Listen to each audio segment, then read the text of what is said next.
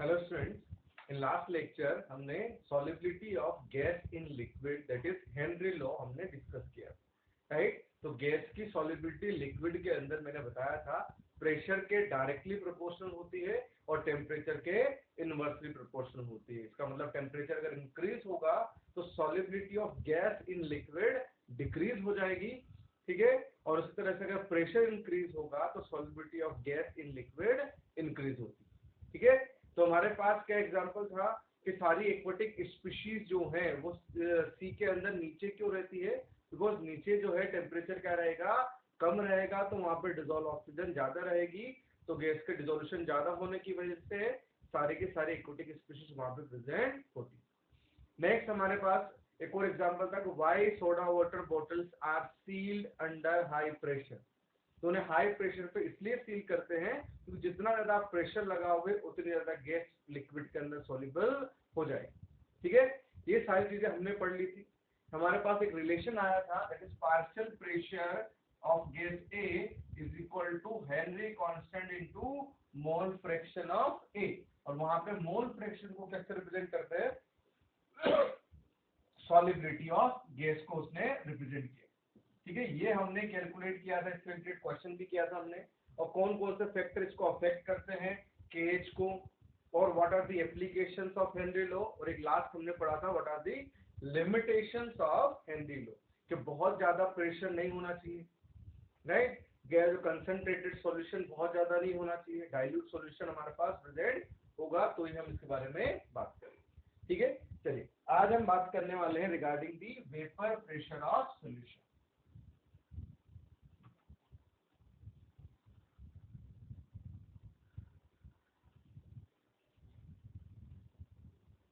देखिए vapour pressure basically अगर मैं डिफाइन करूं तो तीन चीज होती है। एक होता है टोटल प्रेशर, एक होता है पार्शियल प्रेशर, एक होता है वेपर प्रेशर। देखिए तीनों में डिफरेंस क्या है कि अगर मेरे पास कोई भी, हमारे पास ये लिक्विड है, इसके अंदर यहाँ पे सपोज ये कंटेनर है, इसके अंदर दो गैसेस ए एंड बी, दो गैसेस हैं, और दोनों गैसेस के मॉलिक्यूल जो है इस कंटेनर पे जितना प्रेशर लगाते हैं दैट इज टोटल प्रेशर, मतलब pressure of A plus pressure of B. और ये इंडिविजुअल जो गैस का प्रेशर है, इस इंडिविजुअल गैस के प्रेशर को हम क्या बोल देते हैं, पार्शियल प्रेशर, और इन दोनों का सम क्या हो जाएगा, टोटल प्रेशर। लेकिन अगर वेपर प्रेशर की हम बात करें तो वेपर प्रेशर होता है बेटा, it is the pressure applied by vapour on the surface of liquid. इसको एक बार डिफाइन करते हैं, देखो it is the pressure applied by vapor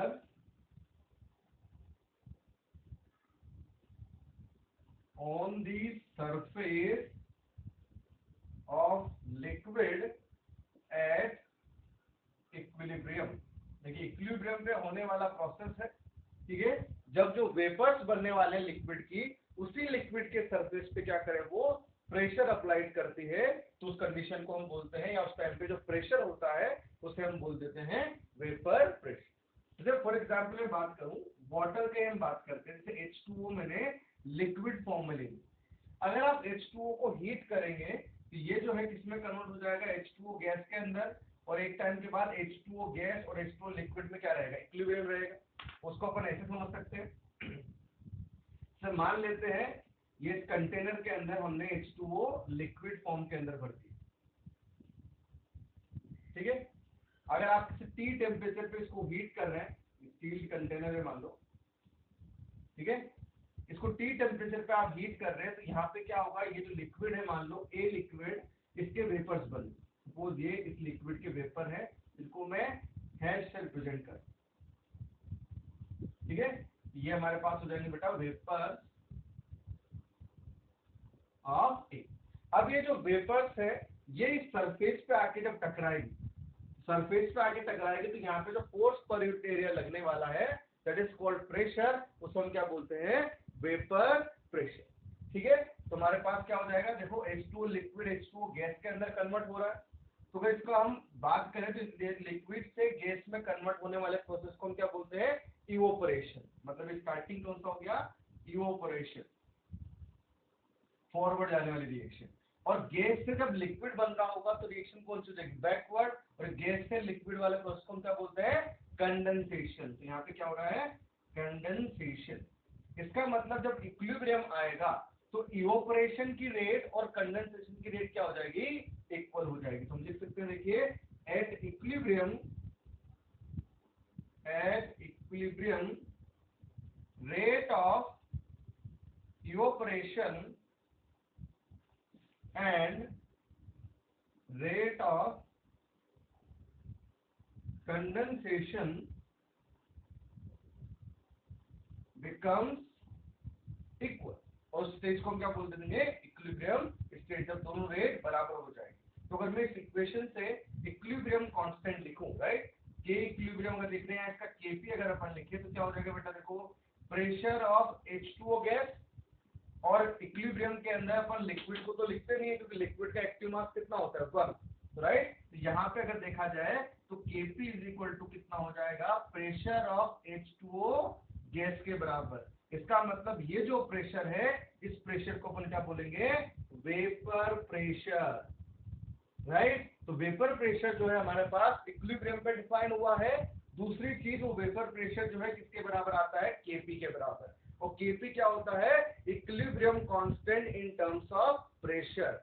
इसका मतलब हमने बहुत पढ़ा था 11th क्लास के अंदर इक्विलिब्रियम में कि Kp और Kc they are equilibrium constant and they only depends on temperature. इसका मतलब इक्विलिब्रियम कांस्टेंट अगर टेम्परेचर पे डिपेंड करता है तो मतलब वेपर प्रेशर भी जो होगा वो सिर्फ और सिर्फ किस पे डिपेंड करेगा, टेम्परेचर। क्योंकि बहुत सारे क्वेश्चन ऐसे आएंगे बेटा कि सपोज आपको ये कंटेनर दिया है, बोल दिया जाए अगर मान लो मैं सडनली इस कंटेनर की साइज को इंक्रीज कर दूं, सडनली इस कंटेनर की साइज को मैं इंक्रीज कर दूं तो वेपर प्रेशर चेंज होगा क्या, then answer will be no, क्योंकि वेपर प्रेशर जो है वो डिफाइन होगा इक्विलिब्रियम। अब एक्चुअली में होता क्या है, जैसे आपने कंटेनर को स्ट्रेच किया, ठीक है, इसको हटा के एक बार,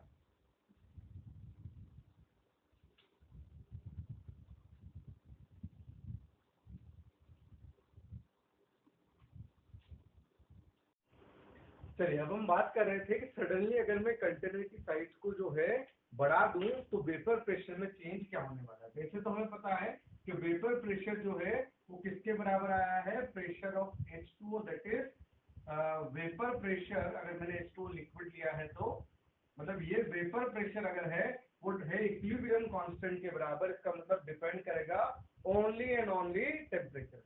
लेकिन अगर क्वेश्चन आता है सडनली अगर आप कंटेनर की साइज को या उसके शेप को बदल दो तो क्या होगा, देखिए बेटा होता क्या है तो मान लो ये कंटेनर है, यहाँ पे जो है हमारे पास जो मॉलिक्यूल्स है, सपोज ये हमारे पास मॉलिक्यूल्स है, एक ही मॉलिक्यूल जो सरफेस पे है जो वेपर बनाने वाले हैं,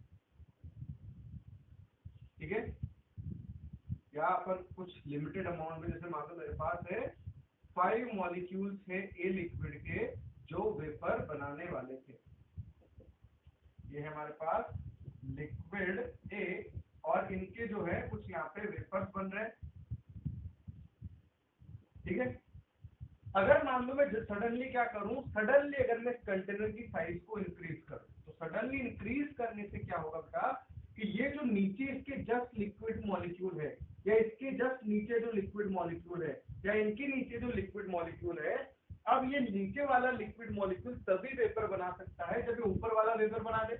इसका मतलब अगर मैं कंटेनर को स्ट्रेच कर देता हूं तो स्ट्रेच करने से क्या होगा बेटा, ये जो सरफेस है इस सरफेस पे ये जो हाइट है ये तो कम हो जाएगी लिक्विड की, लेकिन तो सरफेस पे आने वाले मॉलिक्यूल्स के नंबर क्या हो जाएंगे, बढ़ जाएंगे। क्योंकि अगर आप इसको फैला दोगे तो नीचे वाला भी यहाँ आ जाएगा, ये नीचे वाला यहाँ आ जाएगा। इसका मतलब अब ये भी वेपर बनाएगा, ये भी बनाएगा, इसका मतलब सभी अब वेपर बना सकते हैं। मतलब यहाँ पे एक कंपटीशन था कि ऊपर वाला जाएगा तभी नीचे वाला वेपर बना सकता है। लेकिन अभी इस केस के अंदर क्या हुआ कि जैसे आपने सडनली कंटेनर की साइज इंक्रीज करी, इसका मतलब नंबर ऑफ वेपर ज्यादा बनने के चांस बढ़ गए। तो ये कंडीशन क्या हो जाएगी, इवोपरेशन। इसका मतलब सडनली अगर आप कंटेनर की साइज को बढ़ाते हैं तो रेट ऑफ इवोपरेशन बढ़ जाता है। लेकिन वेपर प्रेशर कब डिफाइंड होता है, इक्विलिब्रियम पे, और इक्विलिब्रियम का मतलब जब इवेपोरेशन की रेट और कंडेंसेशन की रेट क्या हो जाए, बराबर हो जाए। इसका मतलब आपस में दोनों रेट बराबर हो जाएंगी तो केपी क्या रहेगा, सेम रहेगा। तो क्वेश्चन अगर आता है कि सडनली अगर आप कंटेनर की साइज को इंक्रीज करते हैं तो क्या होगा, रेट ऑफ इवेपोरेशन बढ़ जाएगा बट वेपर प्रेशर चेंज नहीं होने वाला है, राइट। तो हम याद रखेंगे वेपर प्रेशर डिपेंड करता है सिर्फ और सिर्फ टेम्परेचर पर, ठीक है। यहाँ पर लिख लेते हैं factors affecting vapour pressure.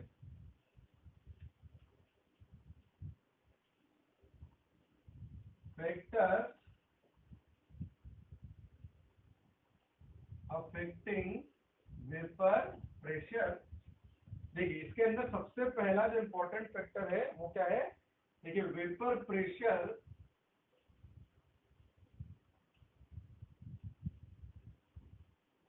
Depends on temperature. Temperature पे डिपेंड करता है, या बोल सकते हैं वेपर प्रेशर जो है वो डायरेक्टली प्रोपोर्शनल किससे हो जाएगा बेटा, टेम्परेचर के। टेम्परेचर बढ़ाएंगे तो वेपर प्रेशर बढ़ जाएगा। सेकेंड चीज, वेपर प्रेशर एक और चीज पे डिपेंड करता है, किस चीज पे, मॉलिक्यूल्स जो है, ये लिक्विड के जो मॉलिक्यूल्स हैं जैसे मान लो ये जो मॉलिक्यूल्स है इनके बीच में कितना स्ट्रॉन्ग इंटरमॉलिक्यूलर फोर्स है। बेटा जितना ज्यादा इनके बीच में स्ट्रॉन्ग इंटरमॉलिक्यूलर फोर्स होगा उतना कम ये इनकी टेंडेंसी रहेगी कि ये वेपर बने। इसका मतलब जितना ज्यादा हमारे पास स्ट्रॉन्ग इंटरमॉलिक्यूलर फोर्स, क्या बोल सकते हैं, हाइड्रोजन बॉन्डिंग होगी, उतना कम क्या आने वाला है, वेपर प्रेशर। देखो जिस बोल सकते हैं, देखो vapour pressure is inversely proportional to intermolecular interaction between the molecules। जितनी ज्यादा इंटरेक्शन रहेगी उतना कम हमारे पास क्या आ जाएगा बेटा, वेपर प्रेशर आने वाला है। थर्ड एक और पॉइंट है जो मैंने अभी डिस्कस किया था कि दी vapour pressure does not depends on size and shape of container, ठीक है। और एक और चीज लिख सकते हैं, on sudden stretch या sudden increase in size of container, rate of evaporation increases but vapor pressure remains same। तो उसके बाद क्या रहेगा बेटा, वेपर प्रेशर सेम रहेगा, सिर्फ और सिर्फ क्या होगा, इवेपोरेशन की रेट बढ़ने वाली। इसका मतलब वेपर प्रेशर इक्विलिब्रियम पे डिफाइन होता है। चलिए नेक्स्ट जो चीज हम बात करने वाले हैं regarding the liquid liquid solution. इससे पहले हमने पढ़ा था solubility of gas in liquid.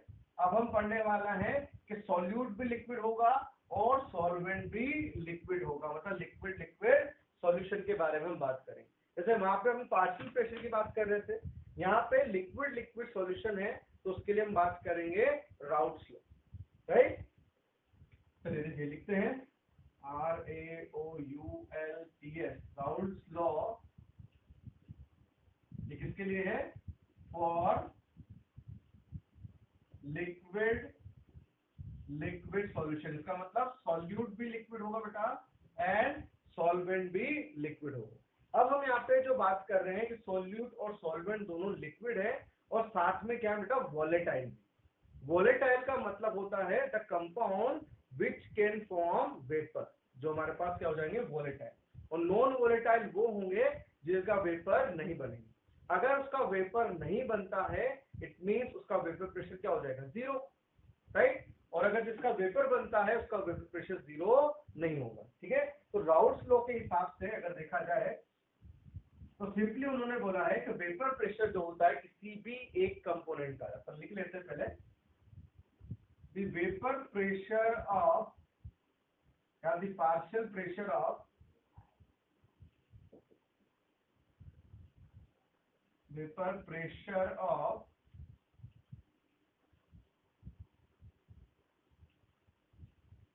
component is the multiplication is the mole fraction, जैसे लिखते हैं the partial vapor pressure of each component is the mole fraction multiplied by its vapor pressure in pure state। देखिए इस statement का मतलब ये बेटा कि राउट्स लॉ के हिसाब से अगर सोल्यूट और सॉल्वेंट दोनों वोलेटाइल अगर हैं तो the partial pressure of each component, मतलब जैसे मान लो ए का बोल रहे हैं सोल्यूट का पार्शियल प्रेशर या सॉल्वेंट का पार्शियल प्रेशर, वो किसके बराबर होगा, मोल फ्रैक्शन उस कंपोनेंट का इनटू उसका vapour pressure in pure state. अब इसका बेसिक मतलब क्या हो रहा है देखो मैं समझा। देखिए सपोज मेरे पास दो लिक्विड है ए एंड बी। ए मेरे पास हो गया मान लो ये सॉल्यूट हो गया है और ये क्या हो जाएगा सपोज सॉल्वेंट। ठीक है, चलिए तो अपन पहले सॉल्वेंट के बारे में बात कर लेते हैं। सॉल्वेंट वोलेटाइल है। सपोज मैंने यहाँ पे क्या कर रखा है बेटा, प्योर ए फिल कर रखा है। ए सॉल्वेंट यहाँ पे फिल है लिक्विड फॉर्म में, लिक्विड ए। जब आप इस लिक्विड को हीट कर रहे हो, अकेला सॉल्वेंट है सिर्फ और सिर्फ, जब अपन इस लिक्विड को हीट कर रहे हैं तो इस लिक्विड के मान लेते हैं कुछ वेपर बने जिसको मैं स्टार से रिप्रेजेंट कर रहा हूँ, राइट। ये कुछ वेपर्स बनेंगे इसके और इसका कुछ वेपर प्रेशर आएगा प्योर ए का। तो प्योर ए के प्रेशर को किससे लिख देंगे, पी ए से। अब ये प्योर है इसलिए हम यहाँ पे किसका साइन लगा रहे हैं, नॉट का। पी नॉट ए का मतलब हो जाएगा बेटा it is the vapour pressure of pure A, मतलब यहाँ पे सिर्फ और सिर्फ सॉल्वेंट। ठीक है, सॉल्यूट यहाँ पे नहीं। सिमिलरली अगर मैं सॉल्यूट की बात करूं तो यहाँ पे मैंने सपोज प्योर सॉल्यूट फिल कर दिया है और मान लो सॉल्यूट के वेपर को अपन हैश रिप्रेजेंट कर रहे हैं। ये क्या हो जाएगा, लिक्विड बी, और ये हो जाएगा लिक्विड बी का vapour pressure that is P naught P. ये क्या हो जाएगा, vapour pressure of pure A. Similarly vapour pressure of pure B, मतलब अकेला ए या अकेला बी आपने इंडिविजुअली अलग अलग कंपोनेंट में इनको हीट किया। इसका मैक्सिमम प्रेशर इतना है, इसका मैक्सिमम प्रेशर इतना है। जब अपन सॉल्यूशन की बात कर रहे हैं, देखिए इन सॉल्यूशन ए और बी दोनों को मिक्स करेंगे हम। देखिए ये हमारे पास कंडीशन हो जाएगी। ठीक है, यहाँ पे ए भी होगा सॉल्यूशन के अंदर और लिक्विड बी भी होगा, दोनों चीजें प्रेजेंट होगी। अब इसका मतलब अगर आप इसे टी टेम्परेचर पे हीट करेंगे बेटा तो ए भी वोलेटाइल है और बी भी वोलेटाइल है। इट मींस ए के भी वेपर बनने चाहिए और बी के भी वेपर बनेंगे। देखो ए के अगर वेपर बन रहे हैं तो उसको अपन स्टार से रिप्रेजेंट कर रहे हैं, स्टार हैश दोनों बनने वाले हैं यहाँ पे। अब जो जितना ज्यादा वोलेटाइल होगा उसके वेपर उतने ज्यादा बन जाएंगे। ये डिपेंड करता है, मान लो ए बहुत ज्यादा वोलेटाइल है इसका मतलब ए के वेपर ज्यादा बनेंगे, बी ज्यादा वोलेटाइल होगा तो बी के वेपर ज्यादा बनेंगे। तो मान लो ये हमारे पास क्या हो जाएंगे बेटा, ए और बी के वेपर हो गए। ये हो गए वेपर, ये हो गए किसके बेटा, बी के वेपर, और ये वाले जो है वो ए के वेपर। अब हो क्या रहा है इस सॉल्यूशन के अंदर अगर देखा जाए तो सिंपली अगर मैं बोलूं तो पहले इंडिविजुअली अगर प्योर ए था तो उसका प्रेशर था पी नॉट है। लेकिन जब आप मिक्सचर बना देते हो तो मिक्सचर में होगा क्या, सपोज मान लो ये जो मॉलिक्यूल है वो ए का मॉलिक्यूल है, यहाँ पर ये ए का मॉलिक्यूल है। जब तक ये ए का मॉलिक्यूल ऊपर जाके वेपर ना बनाए और इसके नीचे जो पड़ा है मान लो बी का मॉलिक्यूल, उसका नंबर तब तक आएगा ही नहीं। इसका मतलब जब तक ए नहीं वेपर बनाए तब तक बी का नंबर नहीं आएगा। इसका मतलब पहले अगर देखा जाता तो यहाँ पे क्या था बेटा, सरफेस पे सब जगह पर ए के ही मॉलिक्यूल थे, उसके नीचे भी क्या थे, ए के मॉलिक्यूल। यहाँ पे भी क्या था, सब जगह बी के ही मॉलिक्यूल थे क्योंकि प्योर सॉल्यूट है। ठीक है, इसका मतलब यहाँ पे कंपटीशन नहीं था, पर यहाँ पे अब क्या हो गया बेटा, कंपटीशन जनरेट हो गया है कि जब तक ये ऊपर वाला ना जाए नीचे वाले का नंबर नहीं आएगा। इसका मतलब जितना प्रेशर यहाँ पे ए का आना चाहिए था, यहाँ पे सॉरी जितना आता है ए का प्रेशर, यहाँ के केस में उसका प्रेशर थोड़ा सा कम आएगा। बिकॉज यहाँ पे हो सकता है कभी ए ऊपर हो सकता है कभी बी के मॉलिक्यूल ऊपर हो, इसका मतलब ए का प्रेशर इतना ज्यादा नहीं आएगा। सिमिलरली बी का प्रेशर भी इतना ज्यादा नहीं आएगा। तो मतलब इसका मेन यूज कुछ नहीं है, सिंपली समझने के लिए मैंने आपको बताया है कि यहाँ पे प्योर स्टेट का प्रेशर ज्यादा होता है और जो सॉल्यूशन की हम बात करें वहां पे कंपटीशन जनरेट हो जाता है, कभी ए के मॉलिक्यूल ऊपर कभी बी के मॉलिक्यूल नीचे, राइट। तो उस केस के अंदर ए और बी का जो प्रेशर है वो अपनी प्योर स्टेट के प्रेशर से क्या आ जाएगा, कम आ जाएगा। तो हम एक बात याद रखेंगे यहाँ पे, देखिए in solution vapour pressure of A and B will be less than the vapor pressure in pure state। जो प्योर स्टेट में प्रेशर रहेगा उससे हमेशा प्रेशर कम आने वाला है, ठीक है। चलिए तो राउट्स लॉ के हिसाब से हम स्टेटमेंट लिख लेते हैं। ये जो डिस्क्रिप्शन था बेटा सिर्फ समझने के लिए था कि वेपर प्रेशर कम क्यों हो जाए। तो राउट्स लॉ के हिसाब से क्या हो जाएगा कि इंडिविजुअल कंपोनेंट का प्रेशर मतलब प्रेशर ऑफ ए वो क्या होना चाहिए, मोल fraction of A into pressure of A in pure state. अब इसका मतलब हो रहा है अगर एक से इक्वल टू में 1 कर दूं तो एक से कब 1 हो जाएगा बेटा, जब बी की वैल्यू क्या हो जाए 0 हो जाए, मतलब वहां पे सॉल्यूट प्रेजेंट ना हो। इसका मतलब प्योर सॉल्वेंट अगर रहेगा तो pressure will be equal to P naught A, ये हम पहले भी बोल रहे हैं, ठीक है। सिमिलरली अगर प्रेशर ऑफ बी की बात करेंगे तो वो जाएगा X B into P not B. तो कंटेनर के अंदर जो टोटल प्रेशर है वो क्या होना चाहिए, P A plus P B.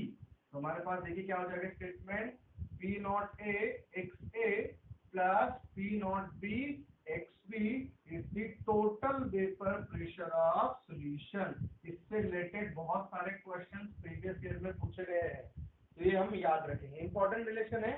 तो कोई भी आइडियल सॉल्यूशन जो है आगे जाके अपन पढ़ने वाले हैं, व्हाट इज आइडियल सॉल्यूशन और what are the non ideal solution, ठीक है। तो आइडियल सॉल्यूशन का केस अगर है तो total pressure will be equal to P naught X A plus P not B X B. और यहाँ पे बेटा P naught A and P not B क्या है, vapour pressure of A and B in pure state, मतलब जब वो individually present हो। और X A and X B ये क्या हो जाएंगे, are the mole fraction of A and B in liquid phase. अब लिक्विड फेज का बेसिक मतलब मैं बोल रहा हूँ कि जिस रेशियो में आप लोगों को स्टार्टिंग में मिक्स किया है उसमें mole fraction will be X X B, क्योंकि आगे जाके क्वेश्चंस में अपन mole fraction in vapour phase भी कैलकुलेट करने वाले। ये तो मोल फ्रैक्शन हो गया लिक्विड फेज के अंदर एक्स एक्स बी या P T is equal to P naught X plus P not B X, ठीक है। चलिए अगर मान लो किसी क्वेश्चन में पूछा जाता है बेटा find the composition of vapour phase, तो उसके लिए भी हम बात कर लेते हैं।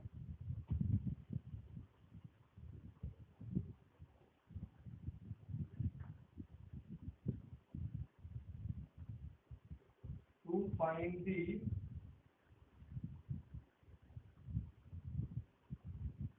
कंपोजिशन या basically mole fraction in vapour phase या वेपर फेज। एक्चुअली में हो क्या रहा है कि जब अपन गैस के या जो सॉल्यूशन है इसको हीट कर रहे थे ए एंड बी का सॉल्यूशन, तो यहाँ पे ए के भी वेपर बन रहे थे बेटा, बी के वेपर भी थे, ठीक है। ये जो फेज हो गया that is vapour phase, vapour state. और ये जो स्टेट था हमारे पास वो कौन सा स्टेट था, लिक्विड स्टेट। उस लिक्विड में मोल फ्रैक्शन था एक्स एक्स बी, राइट। अब हम क्या कर रहे हैं, सपोज वेपर फेज में मुझे मोल फ्रैक्शन निकालना है तो हमने उनको कंसीडर कर दिया है कि mole fraction in vapour phase that will be equal to Y A and Y B, हम उनको ले सकते हैं। वाई या वाई बी हमने इस वेपर फेज के अंदर मोल फ्रैक्शन को ले लिया। अब देखिए बेटा वाई ए वाई बी अगर मुझे कैलकुलेट करना है तो उसके लिए अब यहाँ पे तो क्या हो गया, ऊपर पूरा का पूरा गैस बना हुआ है, यहाँ से आओ उसके ऊपर तो गैसेस के ऊपर तो राउट्स लॉ एप्लीकेबल नहीं होता है। तो गैसेस के लिए कौन सा लॉ एप्लीकेबल होता है, डाल्टन्स लॉ, जो अपन ने 11th क्लास के अंदर गैसेस स्टेट के अंदर पढ़ा था कि डाल्टन्स लॉ के हिसाब से क्या होता है, किसी भी इंडिविजुअल का पार्शियल प्रेशर क्या होगा बेटा, उसका मोल फ्रैक्शन इनटू टोटल प्रेशर। ठीक है, तो सपोज अगर मैं ए का पार्शियल प्रेशर की बात कर रहा हूं तो ये देखो क्या हो जाएगा, अकॉर्डिंग टू डाल्टन्स लॉ, देखो क्या हो जाएगा, partial pressure is equal to mole fraction into P total, या टोटल प्रेशर के बराबर। ये हमारे पास डाल्टन्स लॉ के हिसाब से है।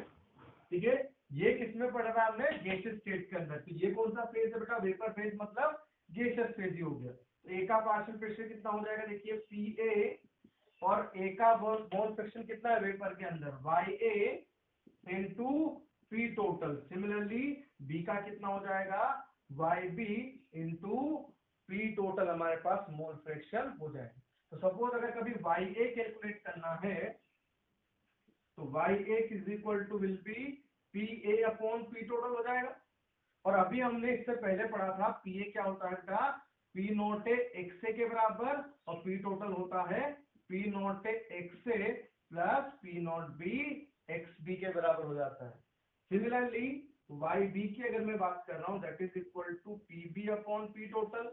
एक तरीका तो इस तरह से सॉल्व कर लो, नहीं तो हमें पता है टोटल मोल फ्रैक्शन का सम कितना होता है 1, that is X A plus X B equal to 1, या फिर Y A plus Y B equal to 1। तो मतलब ये निकाल के 1 में से माइनस कर दो, देखो कितना हो जाएगा, P not B X B upon P naught A X A plus P not B X B, and Y A plus Y B equal to 1, और X A plus X B also equal to 1 ही होता है। तो इसका use करके हम यहाँ पे सॉल्व कर सकते हैं। अब इसके अंदर बहुत सारे क्वेश्चन पूछ सकते हैं। कभी पूछा जाता है बेटा 1/x से और 1/y के बीच में ग्राफ कैसा बनेगा, या पी टोटल वर्सेस वाई के बीच में ग्राफ कैसा बनने वाला है, या किस किस तरह के जो ग्राफ होंगे वो उससे रिलेटेड क्वेश्चन अपन सॉल्व कर लेंगे। अब एक और हम इक्वेशन देख लेते हैं इसके अंदर, देखिए वो इंपॉर्टेंट है, वो बहुत सारी जगह पे हम यूज करेंगे। यहीं से मैं वो इक्वेशन बना रहा हूँ बेटा, देखो यहां से अगर हम बात करें तो एक्स ए की वैल्यू कितनी हो जाएगी, देखो X A is equal to कितना होगा, X A is equal to Y A into P total divide by P naught A. देखिए ये पी टोटल हो गया, तो X A is equal to Y A into P total upon P naught A. Similarly X B is equal to हो जाएगा Y B into P total upon P not B, और हमें पता है X A plus X B equal to कितना होता है 1। तो इन दोनों इक्वेशन को जोड़ देते हैं, देखो Y A into P total upon P naught A plus Y B into P total upon P not B is equal to 1 हो जाएगा। और पी टोटल मैंने कॉमन लेके इधर डिवाइड कर दिया, तो देखो इक्वेशन बनेगी Y A upon P naught A plus Y B upon P not B is equal to 1 upon P total. ये इक्वेशन भी हमारे पास क्वेश्चंस में यूज होगी। तो हमारे पास अभी तक हमने 2-3 इक्वेशन बनाई है। एक तो हमारे पास था कि टोटल प्रेशर कितना होगा, P naught A X A plus P not B X B. एक हमने बताया कि वेपर फेज में अगर मोल प्रेशर निकालना है वाई ए तो वो हो जाएगा P A upon P total, और एक ये इक्वेशन हम याद रखेंगे। इन तीनों इक्वेशन से हम राउट्स लॉ से रिलेटेड क्वेश्चन सॉल्व कर सकते हैं। ठीक है, चलिए अब हम बहुत सारे क्वेश्चन डिस्कस करेंगे।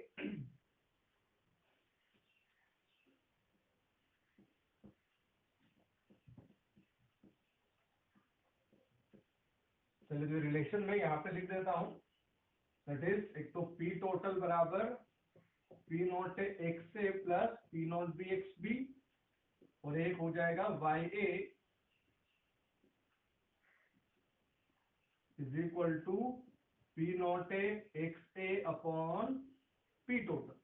सिमिलरली YB भी हम यहाँ से निकाल सकते। चलिए, और यहाँ पे P naught A P naught भी वेपर प्रेशर थे प्योर स्टेट के। चलिए फर्स्ट क्वेश्चन हम बात कर रहे हैं। तो वेपर प्रेशर ऑफ, या कुछ पहले क्वेश्चन कर लेते फिर ग्राफ बाद में। तो vapour pressure of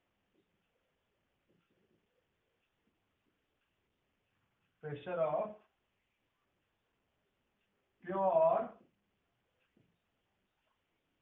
methanol and ethanol is 44 mm of Hg and 90 mm of Hg. If an ideal solution is prepared by mixing 46 gram ethanol and 16 gram methanol. 16 gram methanol, find vapor pressure of solution. देखिए simple सा question है, solution का हमें vapour pressure निकालना है, उसके लिए equation हम ये वाली यूज करेंगे। चलिए बेटा देखो, उसके लिए हमें क्या चाहिए, एक्स और एक्स भी चाहिए, that is the mole fraction, जो अपन ने चैप्टर के स्टार्ट होने से पहले रिवाइज कर लिए थे कि कंसंट्रेशन टर्म हम किस तरह से सॉल्व करते हैं। तो चलिए देखो, पहले मान लेते हैं ये हो गया हमारे पास इथेनॉल, इसको ए मान लिया मैंने, और मिथेनॉल इसको सपोज बी मान लिया। देखिए इसका मोल फ्रैक्शन कैसे निकालेंगे, तो mole of ethanol mole of A that is Na, तो देखो कितने हो जाएंगे, 46 ग्राम इथेनॉल दिया है, इथेनॉल का मॉलिक्यूलर मास 46 होता है, तो इसके मोल हो गए 1। सिमिलरली मिथेनॉल का है 16 और मॉलिक्यूलर मास होता है 32, तो इसके मोल हो जाएंगे 0.5। ठीक है, चलिए तो हमारे पास P total is equal to P naught A, that is pure ethanol का प्रेशर, सॉरी प्योर मिथेनॉल का प्रेशर जो है हमें कितना दे रखा है, 44। ठीक है, इनटू इसको बाद, हाँ मिथेनॉल को अपने बी मान लिया है, देखो इसका प्रेशर कितना दे रखा प्योर का 90, और इसका कितना हो जाएगा मोल फ्रैक्शन 1/1 प्लस 0.5 प्लस इसका कितना है बेटा प्रेशर 44 P नॉट बी, अरे मोल फ्रैक्शन लिख रहा हूँ। ठीक है, तो 0.5/1 प्लस 0.5, तो देखो ये कितना हो जाएगा 90 इंटू 2/3, ठीक है, प्लस 44 इंटू 1/3, मतलब आंसर हो जाएगा देखो 180 प्लस 44 कितना हो रहा है 224 डिवाइड बाय 3। ठीक है, सॉरी हाँ 180 प्लस 44, ठीक है 224/3, that is P total is equal to 224/3 mm of Hg। ये हमारे क्वेश्चन का आंसर हो जाएगा। ठीक है, बात करते हैं next example.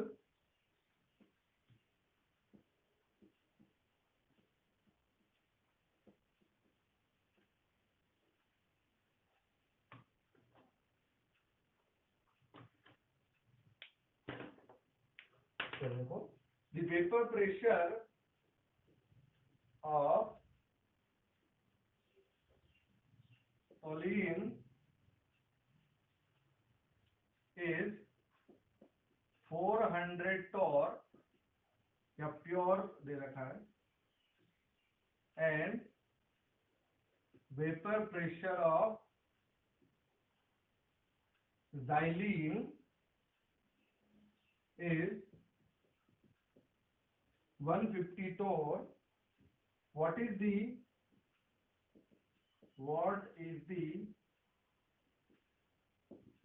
composition of liquid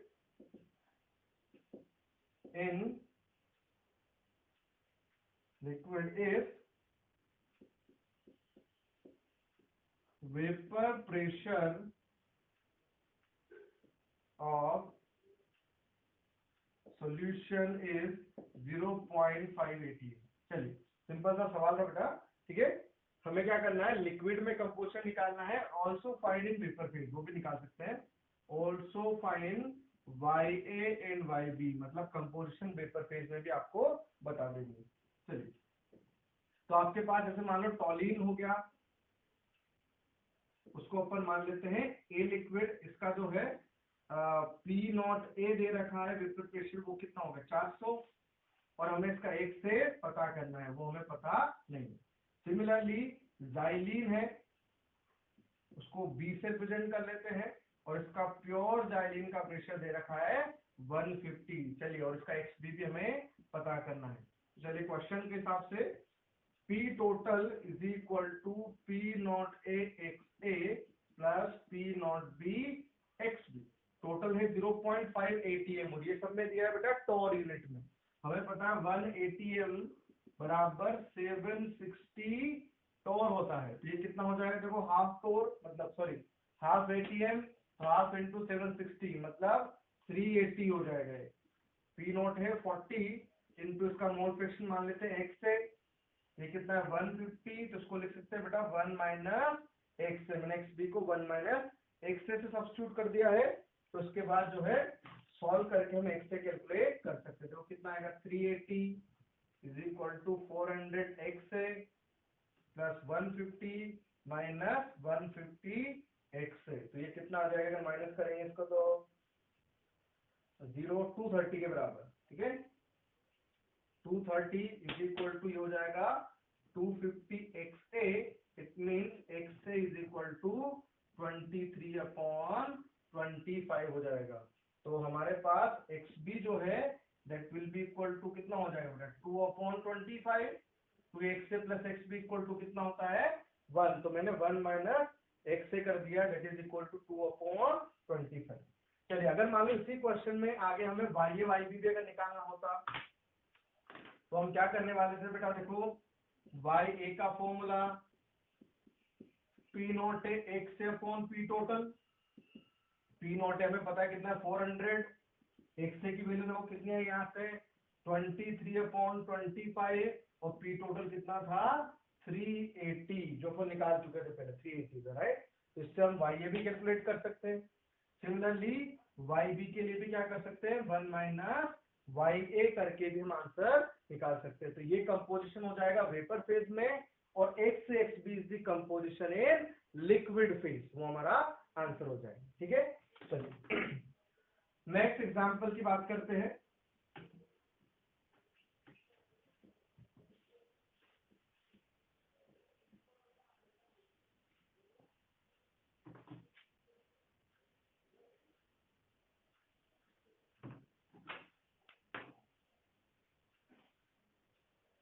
ठीक है, two liquid A and B form an ideal solution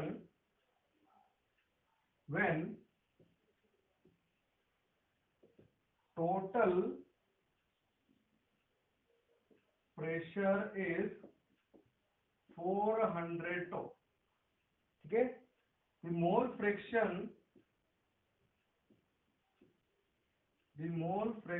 of A in vapor phase is 0.4 and in liquid phase, ये आपको बेटा XA दे रखा है और ये XYA दे रखा है। Vapour pressure and in liquid phase कितना है is 0.75। Find P0A and P0B। चलिए क्वेश्चन हमने लिख दिया है कि प्योर लिक्विड A और B जो है उनके वेपर प्रेशर हमें पता करने हैं। अगर आपके पास A का वेपर फेज में मोल फ्रैक्शन 0.4 है और लिक्विड फेज में उसका मोल फ्रैक्शन जो है वो कितना दे रखा है 0.75, राइट। चलिए तो हमें इक्वेशन के हिसाब से P total is equal to P naught X A plus P not B X B. Total pressure कितना देखो बेटा 400, पी नॉट ए हमें पता नहीं है। तो देखिए एक्स ए हमें गिवन है, मोल fraction of A in vapour phase और लिक्विड फेज, मतलब एक्स ए कितना है 0.75, तो एक्स बी कितना हो जाएगा 0.25, 1 में से माइनस कर सकते हैं। सिमिलरली वाई ए दे रखा है 0.4, तो वाई बी जो है वो कितना हो जाना चाहिए 0.6, क्योंकि इन दोनों का सम भी कितना होगा 1 के बराबर। तो देखिए एक से कितना होगा बेटा 0.75 plus P not B into 0.25, ये तो इक्वेशन नंबर 1 हो गई हमारे पास। सिमिलरली हम यहां से निकाल सकते हैं, देखो Y A is equal to क्या है पी नॉट ए एक से अपॉन पी टोटल। चलिए इसके यूज करने नहीं पड़ेगा, डायरेक्ट भी आंसर आ सकता है, इस एक इक्वेशन से आंसर आ सकता है। देखो वाई ए कितना है 0.4, पी नॉट ए हमें पता नहीं है, एक से कितना है 0.75 और पी टोटल कितना है बेटा 400, तो इसका बिना यूज करे आंसर आ रहा है। तो पी नॉट ए कितना हो गया 0.4 इंटू 400 अपॉन 0.75, ठीक है। तो पी ए कितना हो जाएगा देखो 25 से 3 टाइम्स और 160, ठीक है ये हमारे पास। तो 160 इंटू 4 या पी नॉट ए की वैल्यू हम यहाँ से निकाल सकते हैं 4 इंटू 160/3 टोर हमारे पास पी नॉट ए आ जाएगा। सिमिलरली पी नॉट बी हम क्या कर सकते हैं वाई बी की वैल्यू लिख के कर सकते हैं, या फिर इस इक्वेशन में सब्स्टिट्यूट करके भी हम आंसर निकाल सकते हैं। तो वाई ए आ गया, तो Y B is equal to P not B X P upon P total करेंगे तो भी हम पी नॉट बी की वैल्यू कैलकुलेट कर सकते हैं। इस तरह से जो क्वेश्चन है हम वो सॉल्व कर पाएंगे। चलिए एक और एग्जांपल हम करने वाले हैं।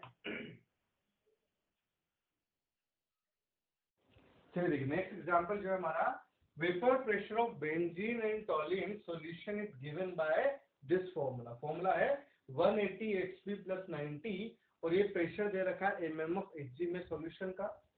वहां पे Xb क्या है बेटा मोल फ्रैक्शन ऑफ बेंजीन गिवन है आपको। If solution is prepared by mixing 12 mole benzene and 8 mole toluene, find the vapor pressure of solution and vapor pressure of pure benzene and toluene। मतलब कहने का आपको P टोटल पता करना है, P not A X ए और sorry P not and P not be भी पता करना है। चलिए तो हम कैसे सॉल्व कर सकते हैं इस तरह के क्वेश्चन को। पहले सबसे पहले अगर मैं Xb कैलकुलेट करूं that is mole fraction of benzene, वो क्या होगा बेटा बेंजीन के मोल कितने 12 अपॉन टोटल 12 + 8, तो ये कितना हो जाएगा 12/20 मतलब 0.6 मोल्स आ जाएंगे। देखिए टोटल प्रेशर कितना हो जाएगा उस इक्वेशन के हिसाब से 180 Xb + 90, तो ये देखो कितना है 180 इंटू 0.6 + 90, तो ये हो जाएगा देखो 108 + 90 मतलब 198 mm of Hg। ये तो सॉल्यूशन का वेपर प्रेशर हमारे पास हो गया। चलिए आगे जो है क्वेश्चन के अंदर हमें पता करना है regarding the P naught x और पी नॉट बी एक्स, वो भी हम कैसे कर सकते हैं इस इक्वेशन को कंपेयर करके कर सकते हैं। देखिए हमारे पास जो राउट्स लॉ के हिसाब से इक्वेशन है that is Pt is equal to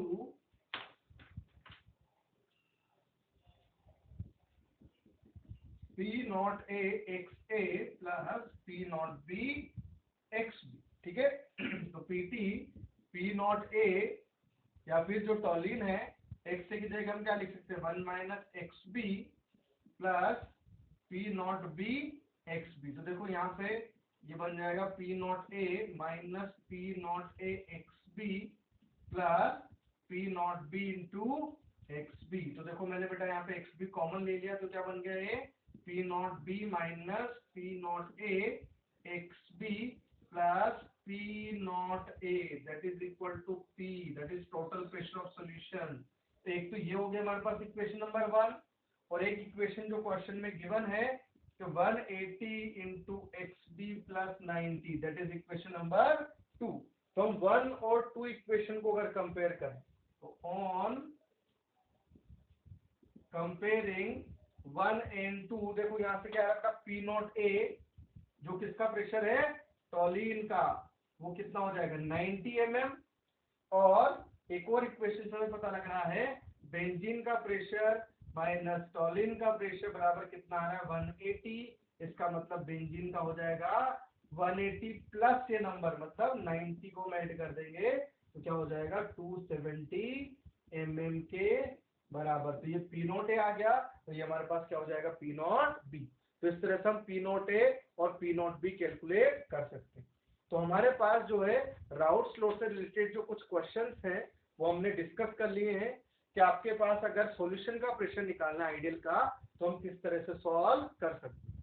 ठीक है, ये हमारे पास आइडियल के क्वेश्चन हो गए। तो हम राउट्स लॉ के क्वेश्चन कर सकते हैं, हेनरी लॉ कर सकते हैं और कंसंट्रेशन टर्म्स के क्वेश्चन अभी तक सॉल्व कर सकते हैं। ठीक है, चलिए अब आगे जो है अगले लेक्चर के अंदर अपन आइडियल और नॉन आइडियल सॉल्यूशन पढ़ेंगे, प्लस इनसे रिलेटेड जो ग्राफ्स हैं वो हम डिस्कस करने वाले हैं। ठीक है, थैंक यू।